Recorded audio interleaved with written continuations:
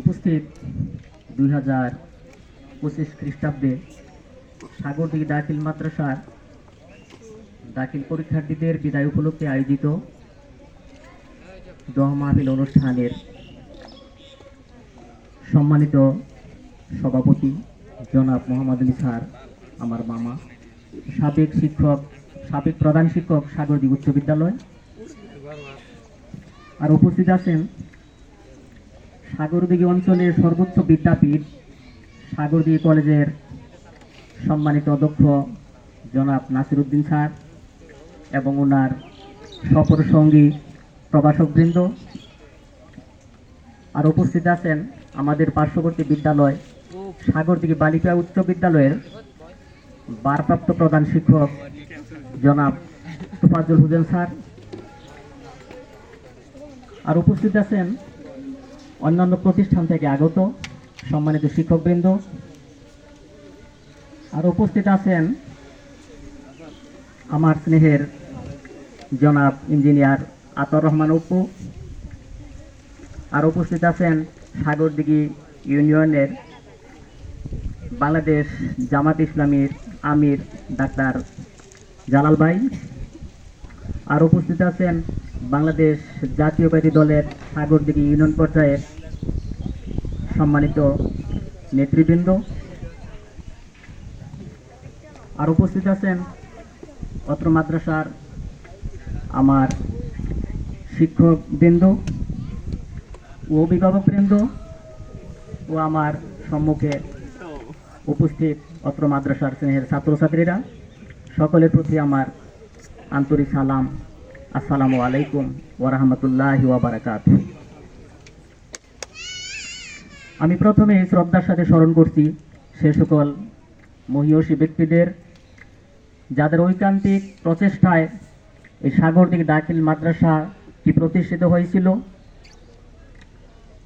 যারা শ্রম দিয়ে, মেধা দিয়ে, অর্থ দিয়ে বিভিন্নভাবে সহযোগিতা করে অত্র মাদ্রাসা প্রতিষ্ঠা করেছিল। তাদের মধ্যে যারা আজ দুনিয়ার জিন্দিগিতে বেঁচে নাই, যারা সে পরপারের যাত্রী হয়ে গিয়েছে, তাদের আত্মার মাগফিরাত কামনা করছি। আল্লাহ তাআলা যেন এই মাদ্রাসাকে জারিয়া করে তাদেরকে জান্নাতের সর্বোচ্চ মাকাম জান্নাতুল ফেরদাউস দান করেন। আর যারা জীবিত আছে তাদের দীর্ঘ আয়ু ও সুস্বাস্থ্য কামনা করছি। এবং তারই সাথে 5ই আগস্টে বৈষম্য বিরোধী ছাত্র আন্দোলনে নিজের অধিকার আদায়ের লক্ষ্যে যারা শহীদ হয়েছেন সে সকলের শহীদের আত্মার মাগফিরাত কামনা করছি। আর যারা অঙ্গহানি হয়ে কেউ হাত হারা, কেউ পা হারা, চোখ হারা এই অবস্থায় বিভিন্ন হাসপাতালে চিকিৎসাধীন অবস্থায় আছেন, তাদের সুস্বাস্থ্য কামনা করছি এবং তাদের সাফায়ে কামেলা কামনা করছি।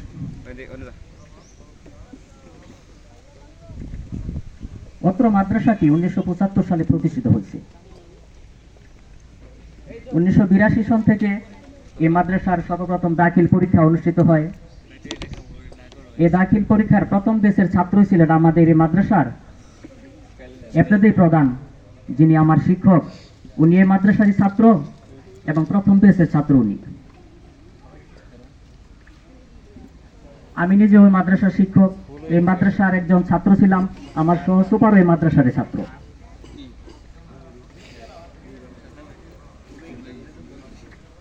পরীক্ষার্থী যারা ছাত্র, আমি তাদের উদ্দেশ্যে বলছি যে আজকে 7 তারিখ, আর সে আগামীতে 10 তারিখে আমরা তোমাদেরকে এক যুদ্ধক্ষেত্রে প্রেরণ করেছি। সেটা 10টা প্রতিষ্ঠানের সৈনিক একত্রিত হয়ে যুদ্ধক্ষেত্রে অংশগ্রহণ করবে। সেটা হবে কলমের যুদ্ধ, সেটা কোনো তরবারির যুদ্ধ নয়। সে যুদ্ধে তোমাদেরকে বিজয় অর্জন করতে হবে। এই মনোমানসিকতা, এই সাহস, এই সদিচ্ছা তোমাদের মধ্যে থাকতে হবে যে আমরা যে কোনোভাবে আমাদের এই কলমের যুদ্ধে আমাদেরকে বিজয় অর্জন করতে হবে।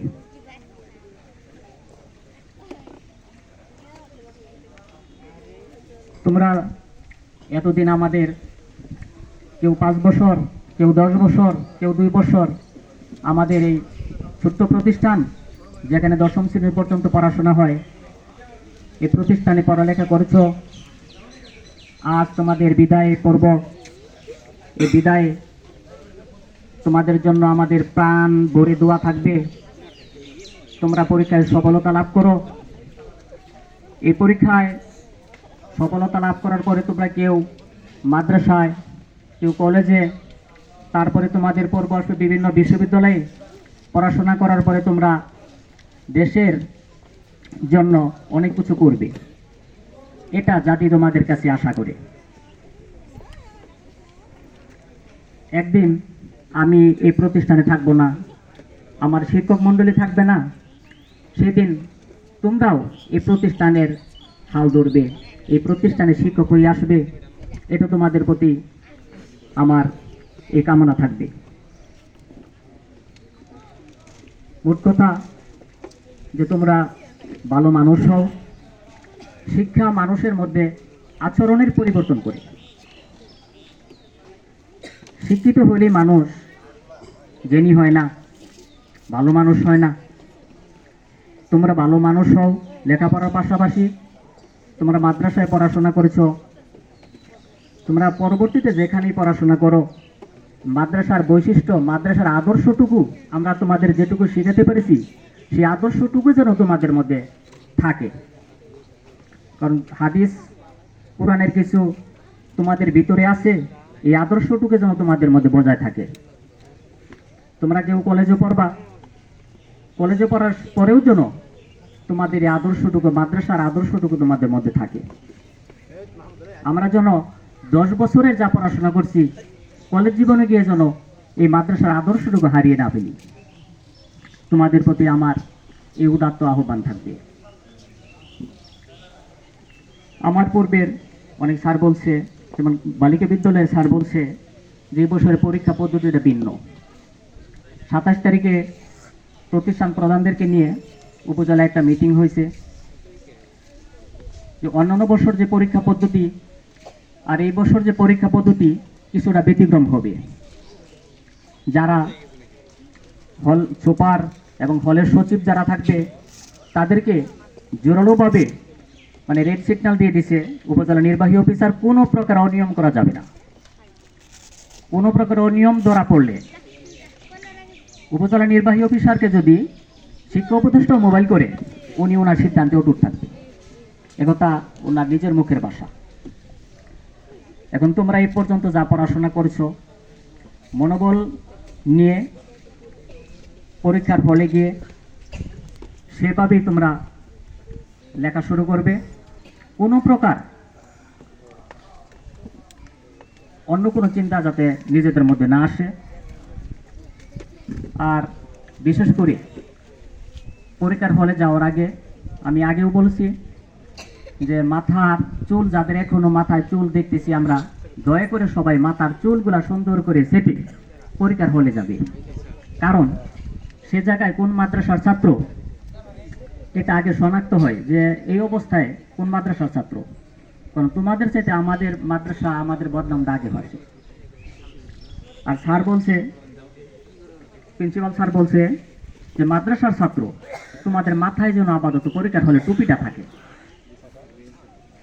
কারণ ওইখানে একটু তোমার মধ্যে ব্যতিক্রম দেখলে ওই টার্গেটটা তোমার উপরে সবচেয়ে বেশি থাকে, যাতে তোমাদের দ্বারা পরীক্ষার হলে কোনো আপত্তিকর কোনো কার্যক্রম না হয়। তোমাদের কারণে যাতে আমার প্রতিষ্ঠান যাতে কোনো প্রকার বেইজ্জত না হয়, এটা তোমাদের কাছে আমরা আশাবাদী। সর্বোপরি তোমরা ভালো ফলাফল করো। তোমাদের অভিভাবক যারা এতদিন এত কষ্ট করে টাকা পয়সা খরচ করছে তোমাদের পিছনে, তাদের আশা যাতে পূরণ হয়। সাথে আমার মাদ্রাসার, আমাদের শিক্ষক মণ্ডলীর, এলাকাবাসীর যাতে তোমাদের নিয়ে গর্ববোধ করতে পারে, তোমাদের কাছে আমাদের সে কামনা থাকবে। সর্বশেষে তোমাদের দীর্ঘায়ু এবং তোমাদের ভালো ফলাফল নিশ্চিত হোক। আর দুনিয়াবি পরীক্ষার পাশাপাশি পরকালের সেই কঠিন পরীক্ষা, সেই কঠিন পরীক্ষা যেন আল্লাহ তাআলা তোমাদেরকে কামিয়াব করেন, সে আশা, সে কামনা তোমাদের প্রতি রইল। পরিশেষে উপস্থিত সকলকে ধন্যবাদ জানিয়ে সবার দীর্ঘায়ু এবং সুস্বাস্থ্য কামনা করে আমি আমার কথা শেষ করছি। আসসালামু আলাইকুম ওয়া রাহমাতুল্লাহি ওয়া বারাকাতুহু।